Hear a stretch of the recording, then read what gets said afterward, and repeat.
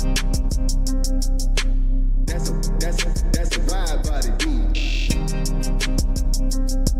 That's a wide body. That's a wide body.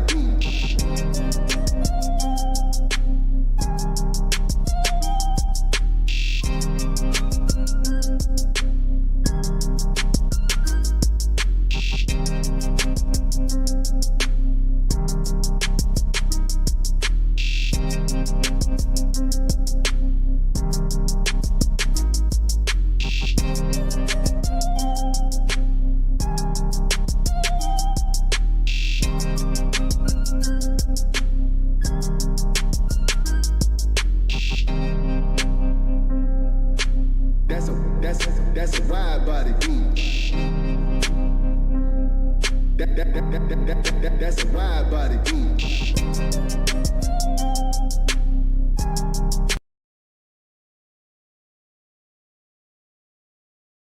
Yo, Panther Nation, what's good? Welcome back to Carolina's Armchair GM. I am your host, CJ. All right. And if you see the title of the video, What's Next, Episode 2. Now, I know in the last What's Next video, I said I would be going, position group by position group. But since it lined up perfectly with the start of the NFL draft today, and you had the interviews by Dave Canales and Dan Morgan, I figured I would throw that into the next episode of What's Next. Okay. So tonight, like I always said, I'm not going to hold you very long. We're going to talk about their combine interviews from the other day, some of the hot topics and things that are going on. All right. And if you didn't watch any of the combine today, the defensive linemen, the edge rushers, defensive linemen, and the linebackers worked out today. And let me tell you, okay, Sonny Styles is a specimen. And his teammate, Arvell Reese, is a specimen. Okay. I know a lot of Panther Nation wants us to get Sonny Styles. I promise you, we would have to trade up into the top 5 to get him. I'm pretty sure. Okay. I'm pretty sure we'd have to trade up in the top 5 to get him. So that's gonna be a long shot. And but we'll see what's going on. Okay. But before we get into that, let me get a little bit of business out of the way. First of all, thank everybody for watching. I appreciate the love and support. All right.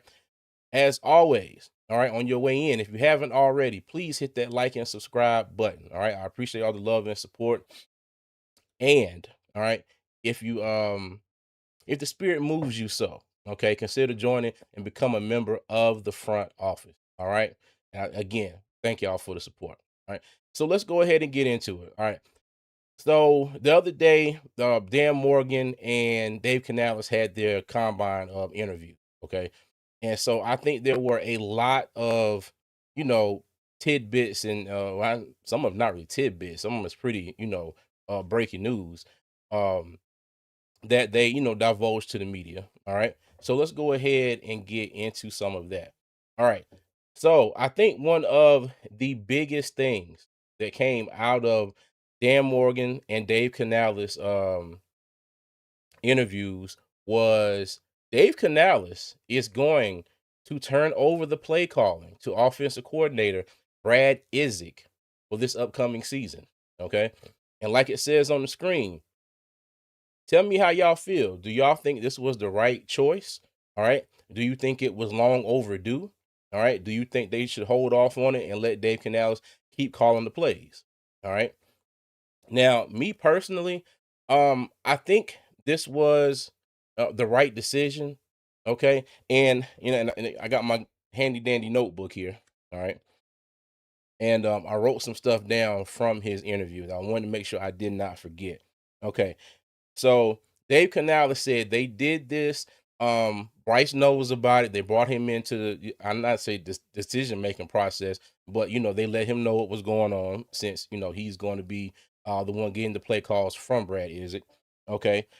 He said he wanted to have more of an ability, to interact with special teams, and defense, especially, throughout practices and during the games as well. All right. He also wanted to have the ability to, on plays where they have, questions about calls with the referees, he'll be in more of a position to go to the referees plead his case or what have you, and see if he can get something done or find out exactly what the call was on the field, what it was all about. All right. He also said that with Brad Idzik calling the plays, the verbiage will not change and the approach will not change. Okay. He said he wants the process to improve. All right. Now, y'all know that the Panthers just hired Daryl Bevel as well. And he's going to be what I think is going to be an important factor in this offense this season as well. Okay. So you got Daryl Bevel. Brad Idzik, and Canales is not going to just throw himself completely out of the offensive process. Okay, I'm pretty sure that he's still going to have a say in it, but it's going to ultimately be up to Brad Idzik. Brad Idzik did do an interview with the Panthers at the draft. I mean, sorry, at the combine, and he was saying that you know this is his first time, calling plays. He did get a little taste of it last season, during the preseason games, but he has to get out here, make sure he gets himself confident and gets out here and gets in a flow. All right. Now, the thing that I, hope that comes out of this, and kind of one of the questions that I have as well, is it going to be now, like I said, I know Dave is going to have a word in the offense, but is this going to be Brad Idzik's offense? Okay. Just say we had a situation this upcoming season like we did last year. All right, we'll say Rico and another player. All right. And y'all know my disapproval of how they handled it. When Chuba Hubbard got hurt and came back, Rico was the hot hand. He had 2 straight games over 180 yards rushing, and they went back to a series by series system. And I feel like they didn't stay with the hot hand, which at the time was Rico Dowdle. Okay. To me, it threw off the timing with the offense. I think they were in a rhythm, they had momentum, and I think that, the back and forth, really threw them off of what was going good for them in the Miami game and in the Dallas game. So if we come up against another situation like that, is it going to be where Brad Idzik has complete control, to run the offense the way he wanted with the personnel, how he wants to run the personnel, or will Dave Canales have his have a hand in that as well? Okay. One other thing I hope that comes out of this is if we have a team, okay, and we have them down and we have our foot on their necks, okay, I hope to the good Lord above that Brad Idzik will continue to apply pressure and not let them up, okay. I hope he doesn't have these games where, for me, it seemed like Dave Canales was hell bent on the game plan. Okay. Hell bent on the game plan. I don't know if there were any adjustments that were built into it, and I'm sure there are adjustments that you can make on the fly, but he wasn't having any of it. Okay. I keep going back to the first Saints game. All right. I knew in the first quarter, about 3/4 of the way through that first quarter, we weren't going to be able to run the ball on the Saints. They were determined to stop us with their front four and maybe one more say a linebacker coming on a blitz from time to time. And it seemed like in that first game, Dave Canales just kept running the ball, kept running the ball, kept running the ball all the way until the fourth quarter. Now it's too late. Then you want to try to open up the offense. No, that's not it. That's not how that, that's not how that should have went. You know what I mean? So I'm hoping that, Brad Idzik brings another perspective. And like I said, it's gonna be the same offense, same verbiage, same approach, like Dave Canales said. But like I hope that Brad Idzik, has that total freedom, to run this offense how he sees fit. And I hope that Daryl Bevel will come in with his years of experience as an offensive coordinator, and as a head coach as well. And he can add, little tidbits of what he's done in the past to help this offense improve. All right. Because the thing is, as you know, good of a season, as we had. I mean, we were 8-9. We backed our way into the NFC South title. Okay, but our offense was still ranked bottom of the league in the 20s in just about every offensive statistical category. Okay, so there's a lot of work, a lot of improvement that needs to be done on this offense. And part of me wonders if if that was part of this decision, by Dave Canales. Maybe he felt like he was stretched too thin. Take a step back, let everybody that's been with him. Idzik, Idzik came with him, I think, from Seattle, went with him to Tampa Bay, and now he's here with him in Carolina. You know, let your people that you brought in to do the work, let them do the work. I think he said he wants to take a more global, approach to his head coaching position. And I'm kind of glad with that as well. Okay. Now, I know, I've had my critiques of the defense this season at certain times. Okay. I'm not going to critique the defense bad the whole entire season. Okay. The defense was what we wanted them to be for probably 90% of the season. All right. A top 15 middle of the pack unit. Okay. That kept us in a lot of games, turned a lot of games around for us. Okay. But, I hope that Dave Canales now can, sort of slide over and, not gonna say be a thorn in Evero's side, but, make sure that he knows you're listening, he knows you're looking, knows he's paying attention. Okay. Something like that. So we'll see how that all goes. All right. Okay. And all right, we're gonna switch over to Dan Morgan. All right. Now, mind you, Dan Morgan had a lot to say in his press conference. Okay. And I'm sorry, in his combine interview. And in my bad, let me get to the comments here. Let me see. Lindsey Hamilton says, what's going on? Said, hey, it's a game zone W1, W5E. Said, hi, dude. I'm new. Hey, man, I appreciate you, man. Appreciate it. Thank you for tuning in, man. All right. Eternal said, you see David Bailey.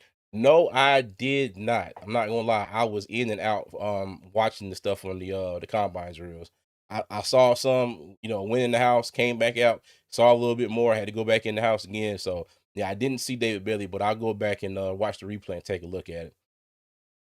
Nader, what's going on? It's a risky business to put him as OC with basically no experience, which for best. Because this is gonna be his first time calling plays. Like I said, he was the I think wide receivers coach, and Dave Canales said something else about his role in Tampa Bay earlier today. But yeah, this is gonna be his first time calling plays. He also said that when he was in Tampa, and this is Dave Canales, he said that Coach Bowles, asked him what does he think makes him ready, to call plays. And I'm wondering, if Dave Canales asked that same question, to Brad Idzik. Dave Canales said I'm as ready as I'm gonna be. You know what I mean? So we'll see. Let me see. Shane, what's going on with you? How you doing, man? Glad to see you here tonight. All right. So Dan Morgan. All right. So Dan Morgan said that hold on one second. Marcos Cash, what's going on with you, man? How you doing? Glad you're here. Thank you for joining. All right. Dan Morgan, like I said, he had a lot to say. The thing I hate about these combine interviews, you could not hear any of the questions unless they were right there in front of Dan and Dave. Like the first person at the in front of the podium, and still with that, you could barely hear what they were saying. So a lot of these questions, you could not make out exactly what they were asking. But sometimes I had to go back and watch it again, replay it. But got the gist of it. All right. But Dan Morgan plans to be aggressive at linebacker and edge. Okay. And he said whether that be in free agency or the draft. Okay. Excuse me. And I think that's interesting because my question is he going to be more aggressive in free agency, or is he going to be more aggressive in the draft? All right. Now, him being aggressive in free agency, first thing a lot of us in Panther Nation think about is Trey Hendrickson. Okay. Now, to go make an offer to Trey Hendrickson to beat out a lot of these teams that have way more cap space than us. All right. They're going to have to make the Carolina Panthers really appealing for him to want to come here, first of all. All right. And that cap space and that offer that they give him will be a big part of that. So they are going to have to clear up a crap ton of cap space. All right. So in that, you might have some restructures, may have some extensions, you have some cap casualties. We talked about uh Ashawn Robinson, Tommy Tremble, who else? Ashawn Robinson, Tommy Tremble, and a couple more players that are possible cap casualties for the Panthers this offseason. All right. And since the last time we talked, Austin Corbett and DJ Wanham, the void year that each of them have this year has hit the Carolina Panthers dead money. Okay, so that $14 million that I showed y'all that the Panthers had in cap space went down to about I want to say 13 according to over the cap. Okay, let me see. So what's up, Panther Nation? Wanham. Yeah, Wanham, as of right now, if I'm not mistaken, Wanham still being paid by the Panthers this year, 600 grand, but as of right now, he is not on the team. All right. Brock Jones. Hey, you know what? Speaking, and it's crazy. Rock Jones. My South Carolina brethren. Did y'all feel the earthquake down there today? I saw something on the news about it, and even my son, who goes to school up in Durham, said something about, asked us, did we feel the earthquake? They were saying that the epicenter was in between Columbia and Charlotte, but on the map that they had down there, it showed it was more so, right outside Columbia. So, all my South Carolina folks, y'all let me know that y'all feel the earthquake down there. But thank you for joining Rock Jones. He says Dan's got a plan to keep pounding CJ past the trenches. Yeah, yeah. And I know they do have a plan. You got Brant Tillis. He also had an interview during the combine and said a lot of stuff that I like. They're always planning at least 2 seasons ahead, as far as what they're going to do with cap space, salaries, potential contracts, all that stuff. So you got to think that they do have a plan, but the aggravating part is waiting to see exactly what that plan is. You know what I mean? I'm sitting here like like a 5-year-old, on Christmas Eve or something, waiting for the next day, and I'm just like, what is it? What is it? What are we gonna get? Who's gonna get cut? Who's gonna get restructured? Who's gonna get an extension? So, but we'll see. I know they got a plan, but we gotta wait and see what it is. All right. So again, now I think it comes down to, like I said, um, there are a few options out in free agency. Like I said, Trey Hendrickson. A lot of people always talking about Max Crosby, but in order to get Max Crosby, we are going to have to trade for him. All right. And I know the Raiders are not going to trade him for anything cheap. You're gonna have to give up maybe a first this year, a first next year, and something else.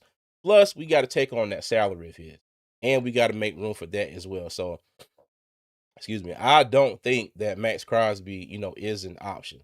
All right, at linebacker, a few good options. Maybe we could persuade Devin Lloyd. No, is Devin Lloyd from the Jaguars? I might have his first name wrong, but Lloyd from the Jaguars. I don't know. We could persuade him, to come up to Carolina. But like I was saying, it all depends on what we do in free agency. And if we're aggressive in one position in free agency, I think we're going to be more aggressive in the other position in the draft, and vice versa. If we go after a couple linebackers in free agency, we'll probably see us draft more at the edge spot. And also, potentially throw a left tackle in there as well. All right. And vice versa. If we go after the edge position in free agency, we're probably going to go to the draft looking to get a few linebackers. And it's crazy because the linebacker drills, there were a lot of good guys in there. And the commentators kept saying, how this was a very fast class, according to the 40 times. Even Jacob Rodriguez, who's been on a lot of draft boards. I've picked him in a lot of drafts. It's kind of funny because he looked like he was moving in slow motion. He ran a 4.61 his first try and then ran a 4.58 on his second one. Sonny Styles, him, Arvell Reese, ended up with the two fastest times, 4.46. Okay. Sonny Styles also had a 43.5-inch vertical. and he did 11.6 on the broad jump. All right. Like I said, my man is a specimen. And like I said, if we don't trade up, I don't think the Panthers have much of a shot at getting him. Okay. Let me see. Said, I did not in Dirty Myrtle, but that's interesting. Fault line runs through Charleston. And that was crazy. I was in Myrtle Beach a couple weeks ago for my son's volleyball tournament. We went down to what was it? Sacosti High School. Oddly enough, where uh Hunter Renfro, who played for the Panthers, was a alumni there. I saw him on the little Hall of Fame trophy case they had up there. But okay. Let me see. Tip Drill Will, what's going on with you? He said, I dig the new layout. Okay. Appreciate you, my brother. Appreciate you. SC Pet Deacon. I knew you was gonna say that crap tonight. Deacon. What's up, Deacon Season Fries? He said that in the comment on a reel I had in the I was like, what? Kenny, what's going on with you? Let me introduce I have Mr. Kenny here. The front office fantasy league football winner here. All right. He said the combine was today. Yes, it started today. Today from 3 to 8, they had the linebackers, defensive linemen. Tomorrow from 3 to 8, I think they have the safeties. Hold on. Let me see. Okay, let me see here. Dang that, but I had this up here earlier. Okay. So today they had defensive linemen, linebackers, and I guess place kickers, what I did not see. Tomorrow, the 27th, they have tight ends and defensive backs. Saturday, okay, the big one. Let me see. The start time for Friday is 3:30. So it goes, 3 o'clock. Goes to 3 to 8 tomorrow as well. Saturday starts at 1 o'clock. You have the quarterbacks, wide receivers, and running backs. And then Sunday, you have the offensive line. Okay. But yeah, the NFL draft did start today. Hey, appreciate you, Kitty. Appreciate you. But yes. All right. So getting on to some other stuff that Dan Morgan did say. It was kind of funny. They asked him about the NIL and things like that. And he said he thought the NIL was a good thing. Okay. Oh, excuse me, 1 second, y'all.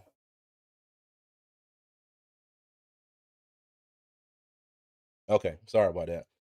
He thought the NIL was a good thing. Okay, Dan Morgan said you get a snapshot of what a player is like with money.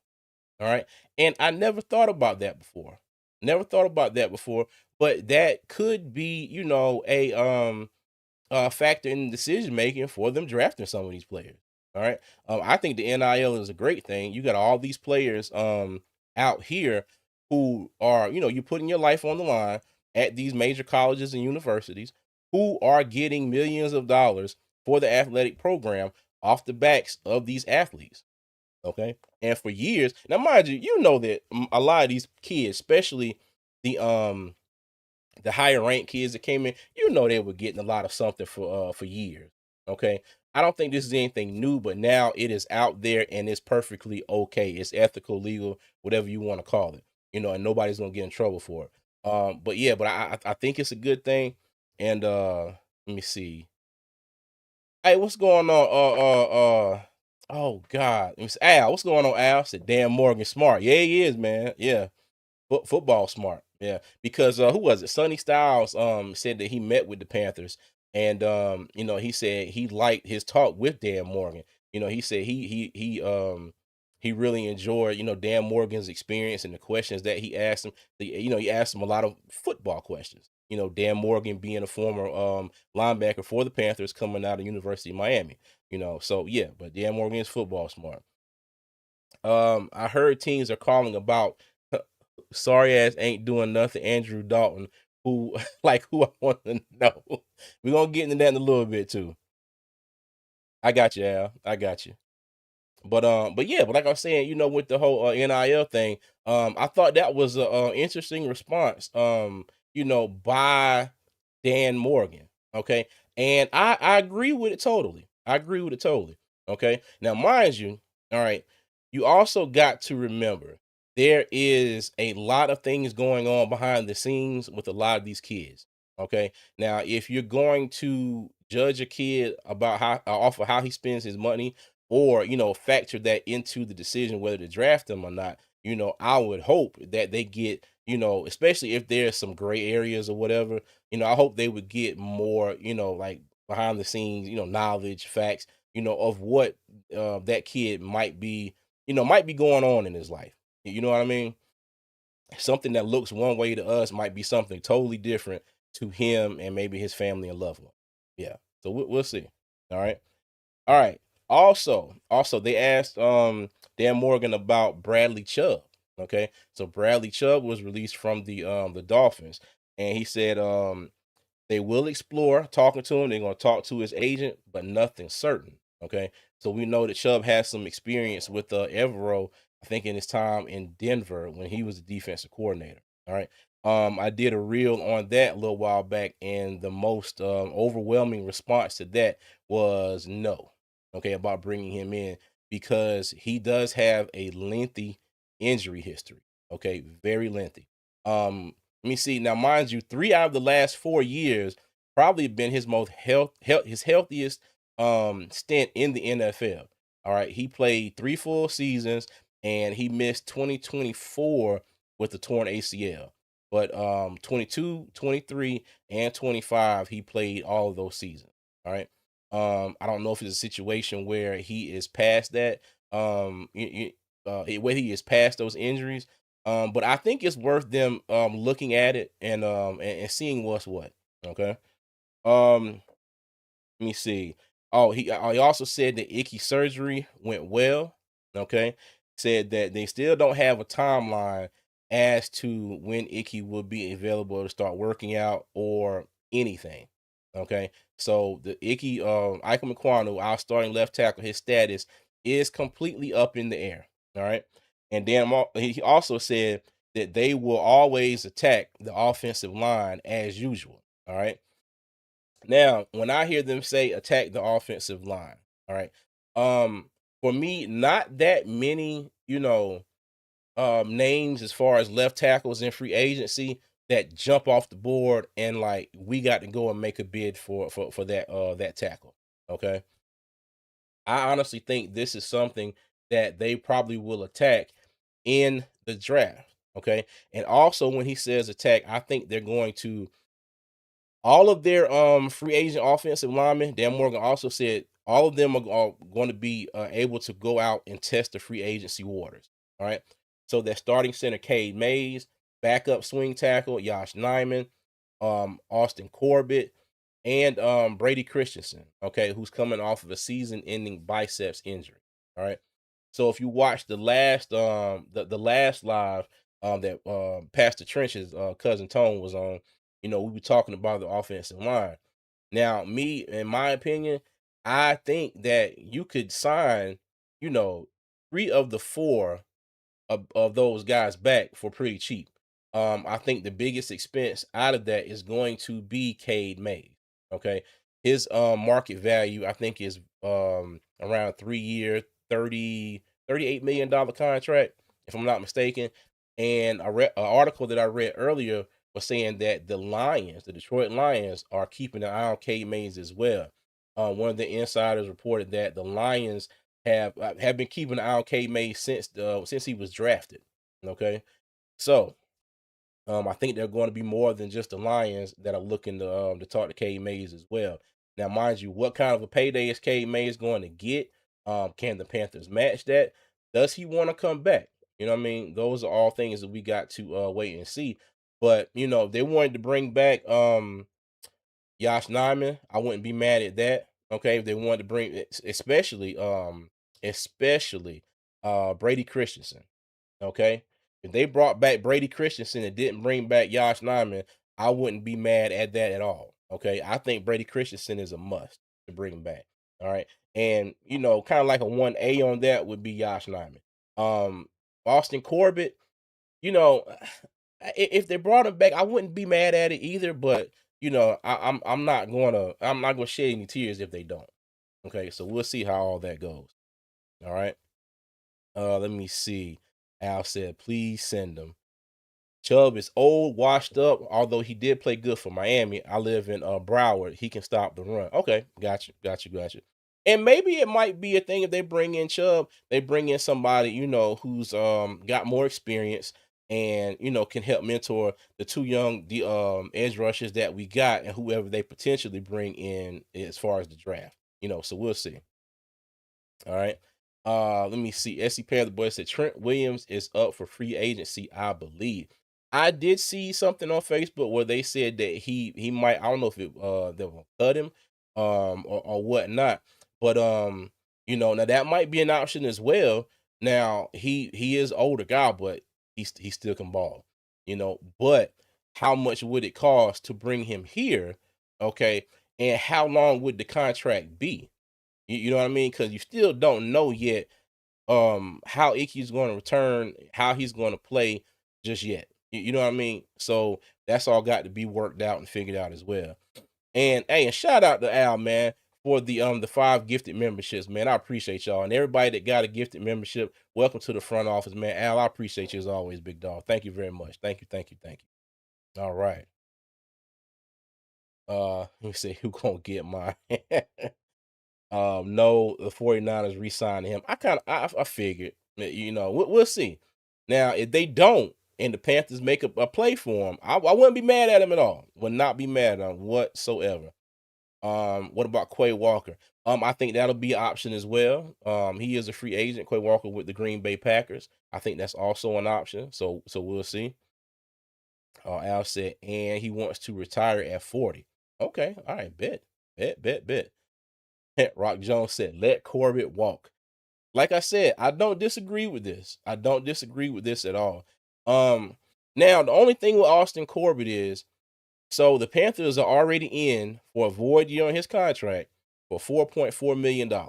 Okay.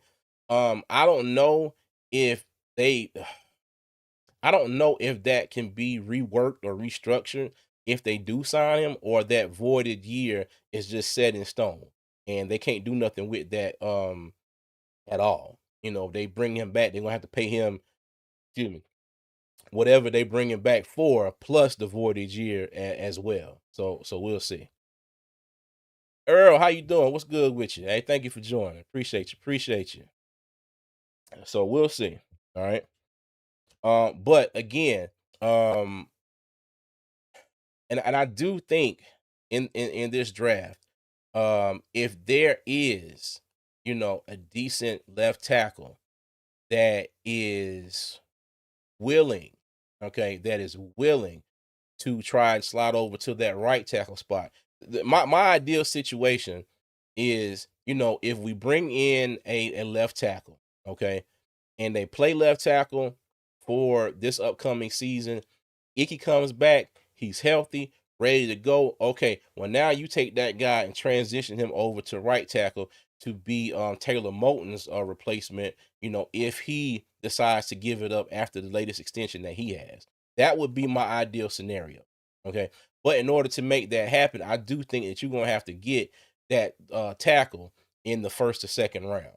Okay. I know a lot of people are probably going to want to throw something at me for saying that, but I do think you're going to have to grab that tackle in the first or second round. All right. I don't know if the talent level past the third round will be what the Panthers want, if and only if they were to go with my process with it. So yeah. Okay.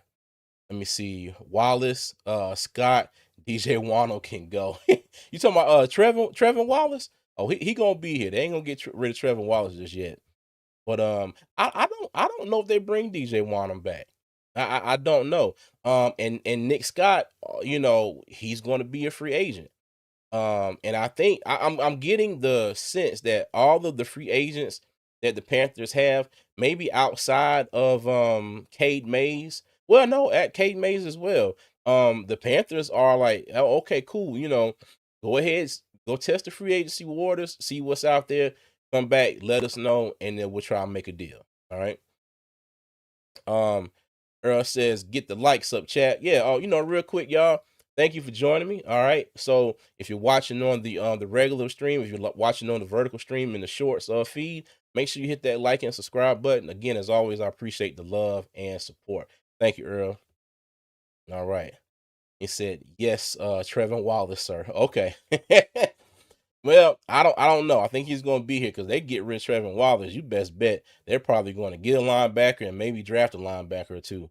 But we'll see. But I don't think that's gonna happen. I honestly don't think that's gonna happen. Not this year. Not this year.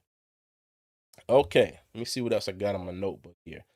All right, so they asked him about running backs as well. They asked him about Rico Dowdle. And Dan Morgan said, he thinks Rico Dowdle earned the right to go out there in free agency, test the waters, and see what kind of a contract, that he can get. He's not closing the door on a return for Rico Dowdle. All right. But you get the sense that it's like, okay, well, he's probably not going to be here. He's probably going to get a deal. But in case he doesn't, and he decides to come say, "Hey, I want to come back," I think they're keeping all options open, so they'll at least bring him in, hear him out, and see what's what. Okay. All right. Now, when we talk about edge rusher for the Panthers, that was a need going into last year's draft. Okay, and I know for me, when we drafted Ted McMillan, I was sitting here in the chair and I was like, "Ugh." Like, come on. We have a more pressing need at the edge rusher position because I really thought that's who they would pick, at that number 8 pick. I thought it would be like a Jalen Walker. Hell, if Abdul Carter would have made it down there, but he didn't. He went to the Giants before that. You know. Now, again, this year, so he was asked about the edge rusher position. So he did say that, they drafted Nick Scorton and Princely Umanmi Ellen for a reason. Okay. He said that they feel like the future is really bright for the two of them and that they like their progression so far. Okay. So now mind you, I'm not going to take that statement and run with it. Okay. But you know, is it going to be a situation where just say you bring Nick Scorton's coming back. Pat Jones comes back from off of injury. Okay. And then you have Nick Scorton, you got Princely Umar, Pat Jones. If DJ Wanham doesn't come back, and then maybe you fill in that other position. If you don't fill it in free agency, you fill it in the draft. All right. In my midweek mock draft, if y'all hadn't checked that out, go back to the channel. I released it last night. My midweek mock draft episode 2. Okay. So in that draft, I went edge rusher with the first pick, and I took Akeem Messidor. All right. And I did have a comment that said that they said they would throw their TV against the wall if this was the Panthers draft. So I asked them, I said, was it that bad? I said, well, let me know what you would do. And they had a thought about Akeem Messidor. Now I didn't agree with part of it. They were saying that he's 25 and they don't see much I don't know if I forgot with growth or upside or potential out of Akeem Messidor. My take on that is now I told him, I said, okay, I got you. And he said he felt like there were some some better linebackers in the second round because I took Jake Golday. And I'm very proud of that because I keep calling him Galladay for whatever reason. That's not his name. All right. But Akeem Messidor, now his ranking PFF jumped up from 32 to 21. Okay. And I said during the mock draft, I didn't know if he's gonna be at the combine. So I saw him here a little while ago. He was there, but he wasn't participating in any drills. Okay. He's going to get all his work in at Miami's Pro Day. All right. And it seemed there were a few kids out there who were doing that. Not everybody did every drill, which is typical at the combine.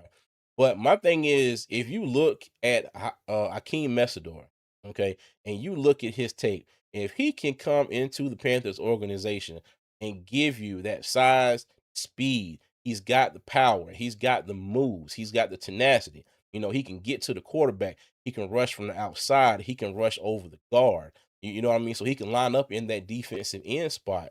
Just say we like I said, say we Ashawn Robinson is a cap casualty. You know what I mean? He might be somebody that can come in and fill in that spot in certain downs. You know what I mean? I know he's 25, but if you get him here on a rookie deal and and you get production out of him, I think that's a win-win, damn near either way for the Panthers. You know what I mean? You get him in on a rookie contract, and if he produces, for 4 years, okay, well shoot, you go ahead and re-sign him. You know what I mean? Now I get what they were saying. You get some talent in here that's younger. Who was it? If I'm not mistaken, not TJ Parker. There was another guy who was like the youngest kid there at the combine period, but he was an edge rusher, and I forgot his name. you know. But if we do, if Akeem Messidor is there and the Panthers do decide to take him, I would not be mad at that at all. The commenter said that he would rather see us take Howell from Texas A&M. And the crazy thing is, when I was writing my first reply, I was watching Howell do a drill, and he pulled up and grabbed the back of his hamstring. And I hope to the good Lord above he is okay. And I replied again. I said, that's crazy. As I was writing the first reply, I'm sitting here watching him do a drill, and he pulled up, grabbing the back of his leg. And like I said, in the comment, I said, I hope he was okay as well. But it's just wild, how things work out like that. All right. So, but yeah, like I said, Dan Morgan said he's going to be aggressive at linebacker and edge. And the one thing that I think is going to come out of this draft, we get into these early mock drafts, before the combine. You get PFF has a lot of people give PFF hell, but I think in the early part of the mock draft season, that I like to call it, you probably get more accuracy in where you think people might go. Okay, because there are a couple mock draft simulators that have Sonny Styles going late in the first round. All right. We all know that's not gonna happen. Okay. PFF, usually has him going top 13, somewhere in the top 10, which, after the night might be higher than that. But after this, I think a lot of this will change, and the good folks at PFF go there and update their rankings based on what they've seen out of the combine. I think a lot of this will change as well as far as the mock drafts going forward. I'm going to be interested to see how everything shakes up, from the first round on when I do the midweek mock draft next week for episode 3. All right. So make sure y'all tune in to that. All right. But like I said, I do think that free agency and this draft is going to be very heavy on the defensive side of the ball. Okay. Very, very heavy. All right. And I threw in Bud Clark in that draft yesterday as well. And somebody asked, why would I take a safety there? And I said, on the off chance that Nick Scott is not brought back, you have Trayvon Merrick left, Lathan Ransom, and Damani Richardson. And just say they don't bring back Simmons. Okay. Just say they don't bring back Isaiah Simmons. Okay. So we're gonna be in need, of a free safety. We're gonna be missing a free safety. Okay. And you all know how Evero likes to bring down a safety in the box. Okay. He likes to bring down a safety in the box. And I don't know if, Damani Richardson fits into the plans anymore. He was undrafted at Texas A&M a couple years ago, and we all thought that he was going to work his way into, a prominent role in that defense, but he kind of hasn't. If I'm not mistaken, he signed one of those future contracts at the end of the season or something like that. But it just in the occurrence that Nick Scott does not come back, okay, I do think the Panthers will probably be looking for a safety in this draft as well. But we shall see. Okay, we shall see. All right. But like I said, Dan Morgan, had a lot to say. And like I said, the defensive side of the ball will be emphasized greatly in free agency and the draft, because you got to remember, I think we ranked last in the league in sacks, or close to last in the league in sacks. We couldn't get enough pressure on the opposing quarterbacks. And to, kind of compound on that, you would see a lot of instances where our edge rushers would be this close to getting to the quarterback, but they always had an outlet. Something was always open over the middle, short middle of the field. You know what I mean? So we do got to get some linebackers in here who can go from sideline to sideline, who can cover. We got to get somebody Luke Kuechly esque. That's basically in the offensive play. They're in the huddle, with the opposing offense, and they know the play before they even the quarterback even spits it out his mouth. You know what I mean? So we need somebody like that, especially that middle linebacker spot, because I don't know if it's gonna be possible for Josie Jewell to come back this season. He did leave last year for medical reasons. I don't know if that situation has been resolved yet.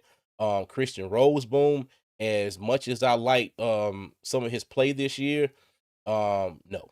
You know what I mean? I think he's good for coming in the game, maybe being in on blitzes, but even still with that, sometimes he runs so damn fast, he runs by the darn quarterback, and misses the tackle, misses the sack. He did that a few times this past season. You know what I mean? So I think the linebacker room is going to look a lot different this upcoming season. It might be a situation where the only one that you recognize from last year might be a Panthers boy. It might be Trevin Wallace, maybe Claude Sherella. So we'll see. All right. Let me see. He said good then. Shane said they need someone to cover. There you go, mid and deep middle. They don't have that guy. I completely agree. I completely agree. And I also think, like I was saying, that's what led to a lot of those sacks. Not sacks, but missed sacks as well, because there was always somebody coming open across the middle of the field.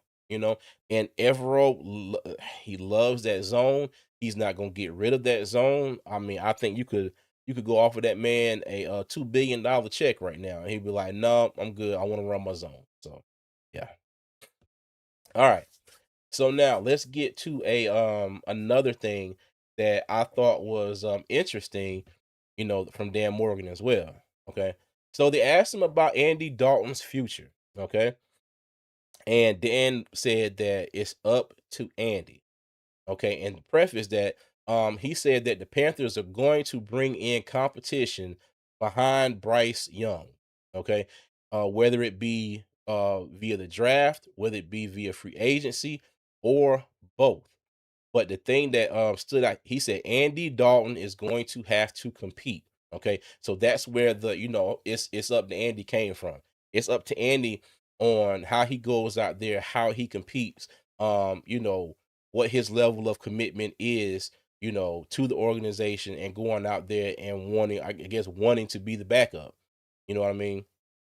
But I do think that probably they go younger at the position.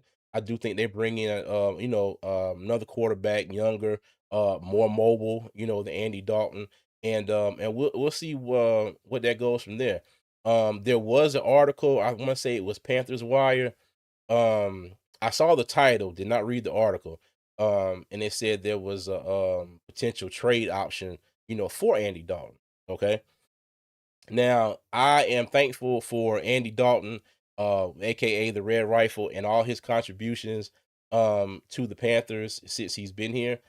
But if Panthers, if somebody from your organization is listening, okay, if you get a trade request for Andy Dalton, okay, and if it's, a sixth or a seventh round pick, take it. Okay, take it, take it. All right. Please take it. Okay. Um almost like almost like the Jonathan Mingo trade. Now, mind you, we're not getting a fourth round pick for Andy Dalton, but it's just like somebody who wasn't really helping us at the time, but we were able to get compensation for him. All right. And not to say that Andy wasn't really helping. I mean, his one he came in two games. He came in at the end of the Jets game after old boy kicked Bryce Young's ankle. And then he came in and played the Bills game and got mollywopped. Okay. So, but like I said, if they get a trade option for Andy Dalton, the Panthers, I say take it. But just make sure it's a draft pick. No none of this player for player stuff. We need picks. We need to be able to bring in some younger talent. SC Panthers boy said, "That's right. Hit the like button. People subscribe and share the live as well, please. Thank you, man. Appreciate that." Uh, Said, "Yeah, don't be trying to play hardball. Take whatever you can get. Facts, facts. Let me tell you, somebody comes in, offers you a 7th round pick, take it, take it, take it, take it, take it, take it. Take that 7th round pick. All right, go ahead and bring somebody in here. And hell, you never know what that what that 2nd round pick may be. Okay." But yeah, but like I said, I'm sorry, I want to say Andy Dalton. But Dan Morgan did have, like I said, a lot to say, in the interviews that he did at the draft. And I think that, we have a pretty clear, um, not vision, but a pretty clear thought process as to how free agency and the draft will go. Okay. I know a lot of Panther Nation wants us to go out and draft a wide receiver in the draft as well. Um, I don't know if that's going to happen. Okay. But like I said in the midweek mock draft, as soon as I say I don't think the Panthers going to do something, they will go right out there and do it. Okay. Um, but a lot of people are wanting that speedy, shifty receiver that can, get downfield and take the top off the defense. Okay. Now, mind you, we did draft Jimmy Horn last year. All right. We still have XL. All right. And none of y'all don't hit me over the head for saying this. But I still think that there is some good left in XL. And I hope that with Daryl Bevell and Brad Idzik, they can put him in the right position, to take advantage of his skill set. Now, I'm not saying go out there every week and give the man go routes all the time. You know what I mean? But that's something that they could factor into, his role, because you've seen him do that and succeed with it, throughout last season. Okay. Um, but then he did have the big drop against Philly that is brought up a lot. But I think he can. I think there's still something here for Xavier to get. All right, but we'll see. But again, y'all, like I said, I wasn't gonna keep y'all too long tonight because I'm pretty sure y'all can hear this little fake spring that we had in Charlotte has my allergies really messed up right now. And so I'm, struggling a little bit. But I just wanted to bring y'all, my thoughts on Dave Canales and Dan Morgan, their interviews from the NFL draft. Okay. So before y'all go, or if you're watching this on replay, make sure you leave me a comment. Okay. Let me know what you thought about the press conferences. I'm sorry, the combine interviews of Dan and Dave. Let me know what you thought. Let me know what you got out of it. Okay. Let me know if you think there's something that I missed in my analysis of it. All right. I'll be really excited to hear from y'all. And like I said, and let me know what y'all think. Okay. I thank everybody for joining. All right. Thank you to Big Al. All right. For the 5 gifted memberships. I appreciate that, Al.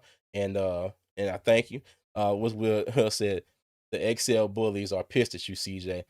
Man, let me tell you, if it's one thing I don't care about, is somebody being mad at me. They can stay pissed off at me until the cows come home. But I'm sure. I am sure. But like I'm gonna stick with that until he's not here anymore. Okay. I do think there's some good left in XL for the Carolina Panthers. All right. I just think they got to come up with different ways to use him and bring out the talent that he has. Now, mind you, should he go out there and spend the off season, like Chad Ochocinco said, he said he gonna bring him in and get him right. He said, give me one off season with him and Keon Coleman. He said, I have them both right before the start of start training camp.